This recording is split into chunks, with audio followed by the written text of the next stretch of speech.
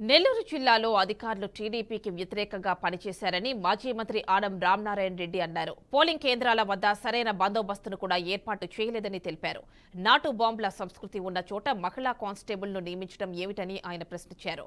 వైసీపీకే వత్తాసు పలికిన అధికారులు తాను ఉన్నతాధికారులకు ఫిర్యాదు చేసినా పట్టించుకోలేదని ఆనం రామనారాయణ రెడ్డి ఆవేదన వ్యక్తం చేశారు. అయినా తాము 3,000 ఓట్లు రిగ్గింగ్ కాకుండా అడ్డుకోగలిగామని చెప్పారు.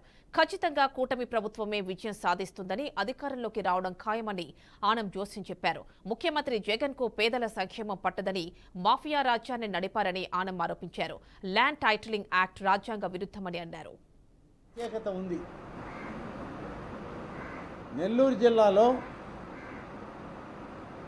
నాటు బాంబుల్ని విసురుకున్న ప్రజల్ని భయభ్రాంతుల్ని చేసిన పరిస్థితి ఈ జిల్లాలో మొదలైంది. కొద్ది కాలం నడిచింది. కేవలం గతంలో ఉదయగిరి నియోజకవర్గంలో ఉన్న మర్రిపాడు మండలం ఉదయగిరి ప్రాంతాల్లోనే జరిగింది. దాదాపుగా బూత్ నెంబర్ 1 నుంచి 10 వరకు నాకు ఎన్నికల సరళిని గమనిస్తూ మేము పోయేటప్పుడు మర్రిపాడు మండలానికి సంబంధించినటువంటి మా నాయకుడు బ్రహ్మారెడ్డి గారు మాకు ఫోన్ చేసి చెప్పడం జరిగింది.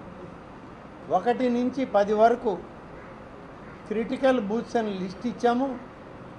ఎన్నికల కమిషనర్కి ఇచ్చాం, మా ఆర్ఓకి ఇచ్చాం, జిల్లా కలెక్టర్కి, ఎస్పీకి, డిఐజీకి పంపడం జరిగింది. కానీ ఎక్కడ కూడా సాధారణ కానిస్టేబుల్ కూడా లేరు.